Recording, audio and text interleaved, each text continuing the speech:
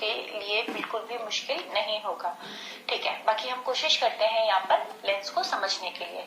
तो सबसे पहले देखते हैं कि लेंस कितने प्रकार के होते हैं और लेंस होता क्या है। लेंस एक पारदर्शी पदार्थ का बना होता है। पारदर्शी पदार्थ मतलब एक पारदर्शी कांच हो सकता है, ठीक है। पारदर्शी प्लास्टिक्स के भी आजकल लेंस बनने लगे हैं, बट कोई बात नहीं, पारदर्शी पदार्थ होना चाहिए। यानी कि अगर हम उसके इधर से देखेंगे तो हमें दूसरी तरफ भी दिखाई देना चाहिए।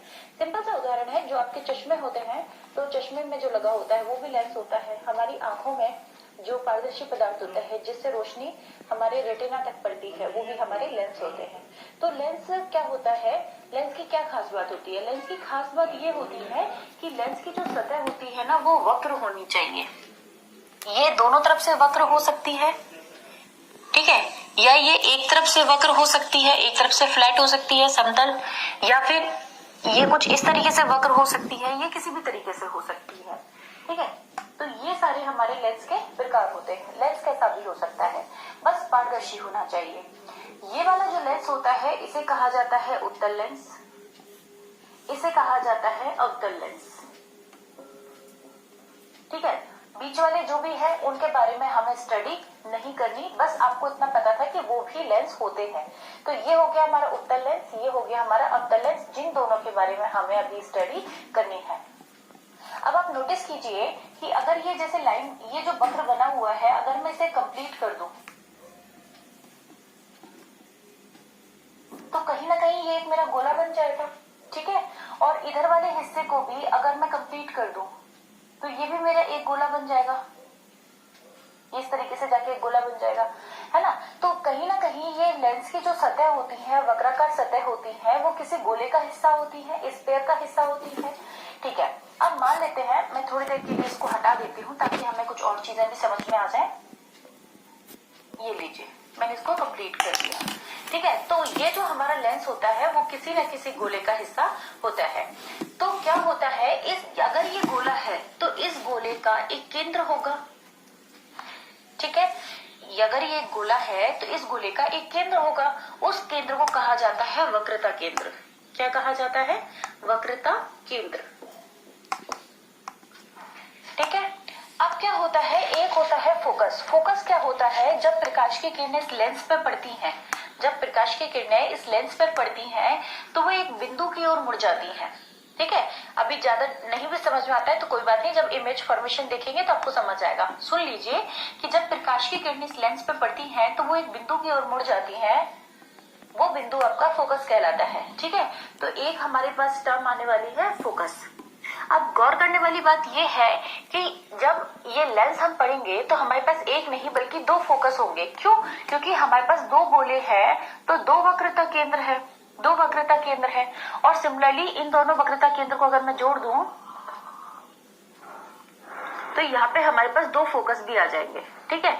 तो अगर ये वक्रता केंद्र है, वक्रता केंद्र को एक्चुअली एफ से ही लिखा जाता है। वैसे हम सी से लिखते थे दर्पण में, पर यहाँ पे एफ से लिखा जाएगा। तो ये फोकस को अगर मैं F1 लिख दूं तो इसको मुझे 2F1 लिखना होगा, क्योंकि ये फोकस जो यहाँ से जितनी डिस्टेंस होती है लेंस से, इस फोकस की जितनी दूरी है, इस फोकस से वक्रता केंद्र की भी उतनी ही दूरी होती है। यानी लेंस से अगर इसका ये सेंटर तक की दूरी जो लेंगे उसका आधा करेंगे तो फोकस आ जाएगा। अब जिस सेंटर की हम बात कर रहे हैं वो सेंटर होता है प्रकाशिक बिंदु, जिसे O से लिखा जाता है, यानी कि प्रकाशिक केंद्र या प्रकाशिक बिंदु।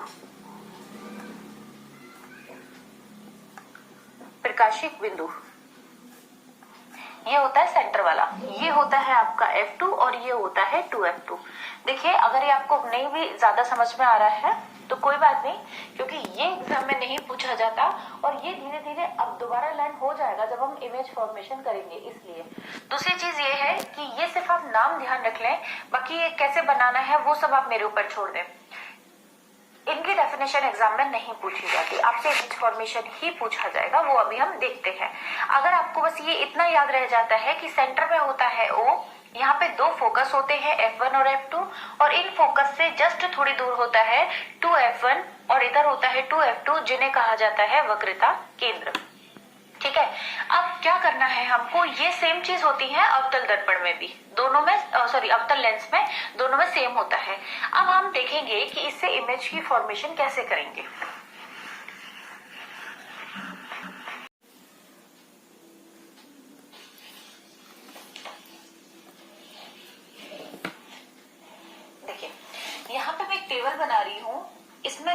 प्रतिबिंब की स्थिति, यानी कि हमने ऑब्जेक्ट कहाँ रखा।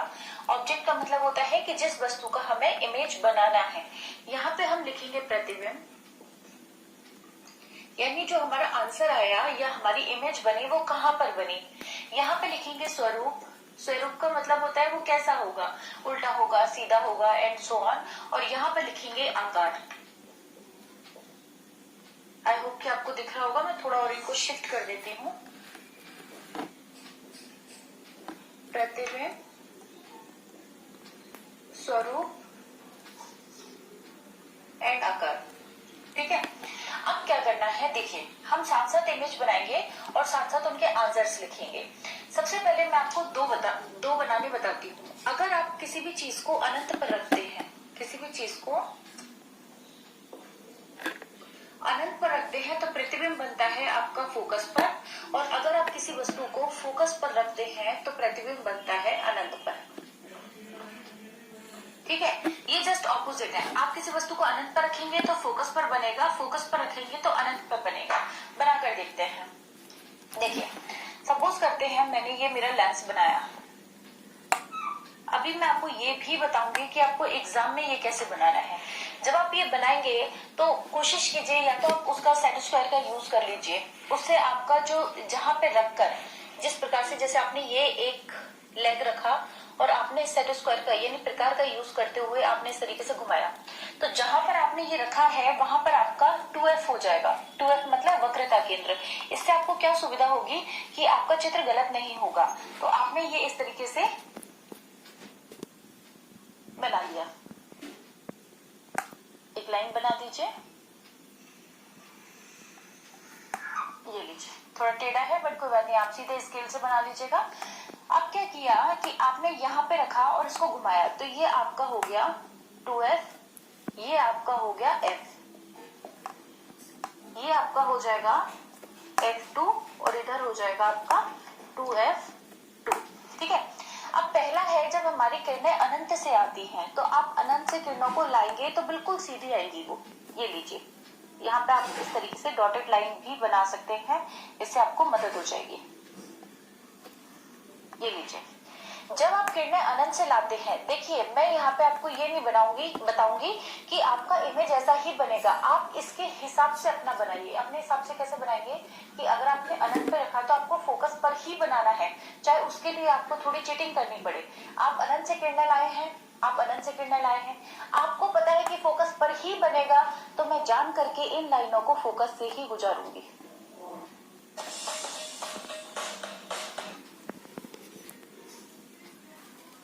है कि जब किरणें अनंत से आती हैं तो ये फोकस से जाती हैं, और मैंने यही किया और यहाँ से एक तीर के निशान लगा दीजिए कि आ रही है अनंत से और जा रही है फोकस से। यानी कि आपको ये टेबल याद होनी चाहिए, इमेज फॉर्मेशन तो अपने आप हो जाएगा। आपको पता है कि मुझे अनंत से लाकर फोकस से निकालना है, मैं अनंत से लाई और मैंने फोकस से निकाल दिया। ठीक है, दूसरा है कि मैं फोकस से लाऊंगी और अनंत से जाना चाहिए।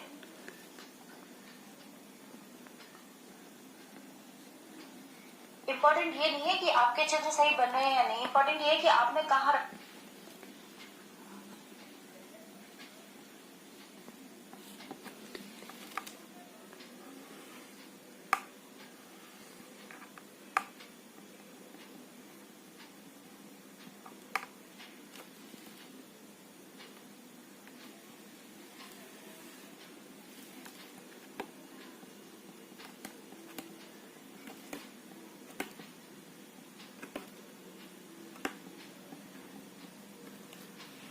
रखा है और कहाँ इमेज बनाई है, बस वो आप दिखा दें। और वो दिखाने के लिए आपको टेबल रेडी होनी चाहिए, और टेबल मैं आपको अभी के भी याद करवाऊंगी। देखिएगा, आपने क्या किया कि आपने बोला है कि फोकस से लाना है, ये आपका हो गया।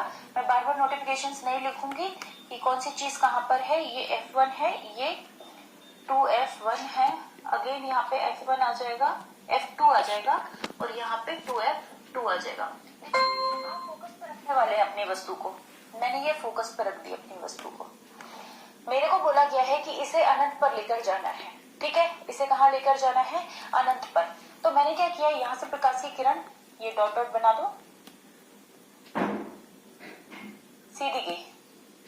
जब भी कोई प्रकाश की किरण सीधी जाती है, इसमें भी सीधी गई, इसमें भी सीधी गई, तो हमें ये पता है कि वो सीधी अगर जाएगी तो डैम श्योर है कि वो फोकस से ही जाएगी।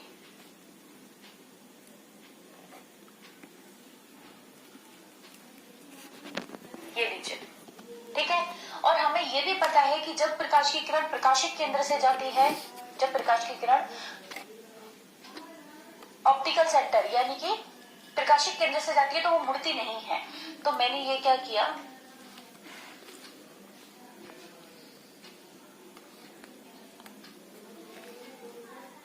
ये इस तरीके से प्रकाशित केंद्र से जाएगी तो ये मुड़ेगी नहीं। अब देखिए, इससे आगे का काम पहले करते हैं, बाद में इस चित्र को समझते हैं। जब ये यहाँ पर होती है तो ये बनता है उल्टा, इन्वर्टेड यानी कि उल्टा बनेगा और वस्तु का आकार होगा छोटा, ठीक है। उल्टा एवं वास्तविक ये बनना चाहिए, उल्टा एवं वास्तविक।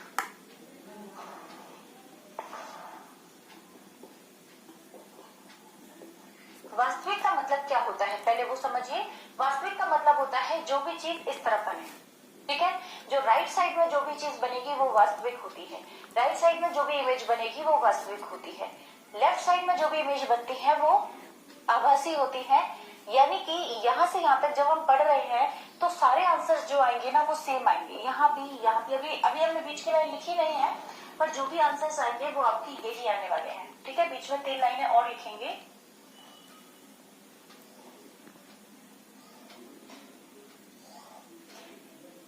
ये लीजिए, अभी हमने ये सीखा नहीं है, सीखेंगे। हमने F पर रखा, अनंत पे बना, सेम आएगा पांचों के पांचों में। यहाँ पे हमने छोटा लिखा है और यहाँ पे बहुत बड़ा लिखेंगे, ठीक है। देखिए, अब मुझे क्या करना है, मुझे ये पता है कि ये अनंत पर बनेगा, यानी कि अनंत पर जाके बनेगा और बहुत बड़ा बनेगा। अनंत पे कोई भी इमेज तब बनती है जब वो पैरेलल हो। पैरेलल का मतलब होता है समानांतर हो। अब देखिए, हम इसको क्या करेंगे, समानांतर कर देंगे। ये देखिए, थोड़ा सा हमने ऑप्टिकल सेंटर से निकाला और ये किरणों को समांतर कर दिया। अगर मैं यहाँ से चलती हूँ तो लगभग ये देखिए, ये चलती चली जाएंगी और अनंत तक। अब मुझे कैसे ये टेबल से इमेज बनानी है, मेन इंपॉर्टेंट ये है। ये तो आपको सबने बता दिया कि इमेज ऐसे बनती है, ऐसे बनती है, तो आप भी जानते हैं कैसे बनती है।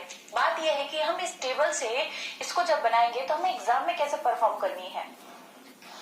मैंने टेबल बनाई, मुझे पता है कि फोकस पर वस्तु रखने पर वो बननी चाहिए अनंत पर, वो बननी चाहिए अनंत पर। अनंत पर जब भी कोई वस्तु बनती है तो पैरेलल लाइन जाती है, समानांतर लाइन जाती है, क्योंकि जब अनंत से लाइन आई थी, जब अनंत से लाइनें आई थी तो वो समांतर आई थी।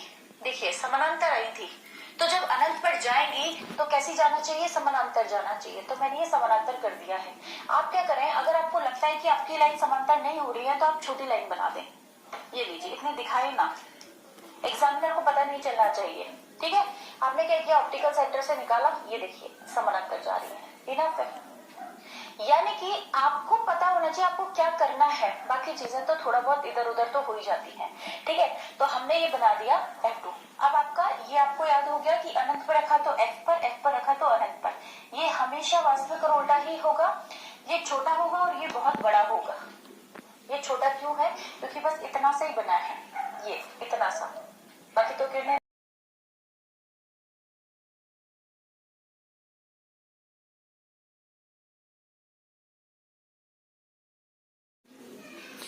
बच्चों, जैसा कि अभी आपने देख लिया कि हमने लेंस की इतनी सारे वस्तुएं रखी थी, हमने बिंब देखा, हमारा बिंब कहाँ है, उसका प्रतिबिंब कहाँ आ रहा है और उसका स्वरूप कैसा बन रहा है और उसका आकार कैसा बन रहा है। अब आप लोग अच्छे से समझ गए होंगे कि उत्तल लेंस में हमें किस तरीके से इमेज मिलती है। पहला हमने क्या देखा था कि अनंत पर अगर हमारे बिंब है, वस्तु है हमारी, तो प्रतिबिंब कहाँ मिल रहा है हमें, Fa, और स्वरूप उल्टा एंड वास्तविक मिल रहा है, आकार में छोटा मिल रहा है। अगर इनफाइनाइट अनंत व 2h के बीच में है तो हमें प्रतिबिंब F और 2F के बीच में मिल रहा है, उल्टा और वास्तविक मिल रहा है और वस्तु से छोटा मिल रहा है। अगर हमारी वस्तु 2F पर है तो प्रतिबिंब भी हमें 2F पर ही मिल रहा है, उल्टा और वास्तविक और बराबर मिल रहा है। देखिए, बराबर। अगर 2F और F के बीच में है तो अनंत और 2F के बीच में हमें प्रतिबिंब मिलेगा और उल्टा वास्तविक ही मिलेगा, बस थोड़ा सा बड़ा मिलेगा। अगर हमारी वस्तु F पर है तो प्रतिबिंब अनंत पर मिलेगा, उल्टा और वास्तविक मिलेगा, वस्तु से बड़ा मिलेगा। ये देखिए, अगर हम आकार की बात करते हैं तो आकार हमारे कहाँ कहाँ है, हमारे आकार छोटा है, वे वस्तु से थोड़ा छोटा है, मतलब वस्तु से थोड़ा छोटा है। ये तो बहुत ही छोटा था, बिंदु के बराबर छोटा है, ये वस्तु से थोड़ा छोटा है। यहाँ बराबर आ गया वस्तु के, थोड़ा बड़ा है लेकिन इससे थोड़ा छोटा है।